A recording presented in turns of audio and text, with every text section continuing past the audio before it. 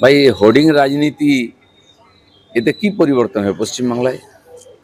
যার পয়সা আছে চারটে হোর্ডিং লাগিয়ে দেয়, যাকে কেউ চেনে না, যে জীবনে রাজনীতি করেনি, যে সমাজের জন্য কিছু করেনি, তারও বড় বড় হোর্ডিং আমরা দেখি। হোর্ডিং দিয়ে কিছু হবে না। যদি যাদবপুরের পরিবর্তন করার দরকার আছে গিয়ে করো, শিক্ষার পরিবেশ তৈরি করো, সে দম নেই। কে নেতা পার্টির মধ্যে সেই নিয়ে ঝগড়া চলছে, হোর্ডিং এর রাজনীতি শুরু হয়ে গেছে, এতে কিছু যায় আসে না। অধিনায়ক অভিষেকের পাশা পাল্টা সর্বাধিনায়িকা মমতা। যাদবপুরে নতুন পোস্টার, তৃণমূলের নতুন পোস্টার ঘিরে ফের জল্পনা।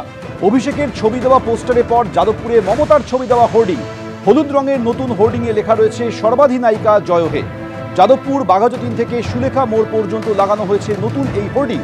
সোশ্যাল মিডিয়া প্ল্যাটফর্মেও সর্বাধিনায়িকা মমতা।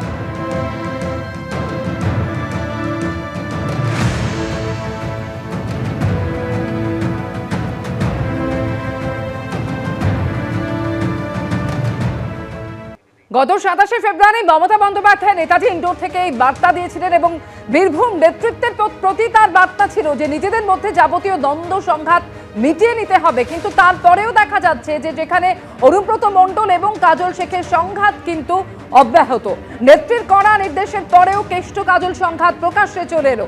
কোর কমিটির বৈঠক একদিকে, যেখানে ঘরহাজির রইলেন অনুব্রত মণ্ডল। মোহাম্মদবাজারের বৈঠকে তিনি যোগ দিলেন।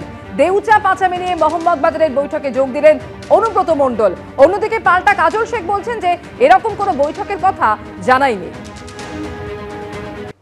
ঘটনাটা হচ্ছে অনুব্রত মণ্ডল একটা বিশেষ, যেটা জানা গিয়েছে, দেউপা পাঁচামির একটি বিশেষ মিটিং এর জন্য তিনি আজকের ওই মিটিং এ থাকতে পারেননি। অন্য সদস্যরা আছেন সবাই, এবং বীরভূম মমতা বন্দ্যোপাধ্যায়ের নির্ধারিত পথে এবং তার নির্দেশে সবাই একসঙ্গে মিলেই কাজ করবে এবং সংগঠনও দেখবে। আজকের হঠাৎ অনুপস্থিতি, এটার মধ্যে কোনো বিশেষ তাৎপর্য নেই। না না, একদমই নেই, সবাই একসঙ্গে। অনুব্রত মণ্ডলের যেটা জেলা অফিস, সেখানেই মিটিং হচ্ছে, অন্যরা আছেন। অনুব্রতবাবু, আমরা যা খবর পেয়েছি, উনিও বলেছেন একটা বিশেষ মিটিং এর জন্য থাকতে পারে। তৃণমূল কংগ্রেস আসলে যে একটা প্রাইভেট লিমিটেড কোম্পানি, এবং বাকি যারাই নিচে কাজ করে তারা সবাই হচ্ছে কোম্পানির চেয়ারম্যান এবং ম্যানেজিং ডিরেক্টরের চাকর বাকর। এখন ওই দলের মাথাতেই তো কে অধিনায়ক আর কে সর্বাধিনায়ক তাই নিয়ে দ্বন্দ্ব চলছে।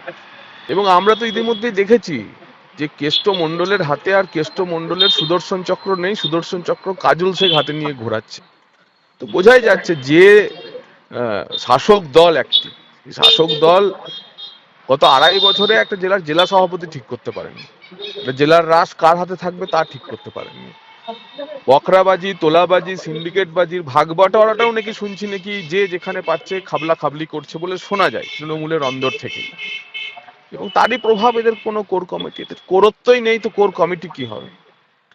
তো যার ফলে বীরভূমের রাজনীতিতেও ধীরে ধীরে তৃণমূল কংগ্রেস অপ্রাসঙ্গিক হয়ে যাচ্ছে। সেটা 26-এর নির্বাচনে আপনারা বুঝতে পারবেন।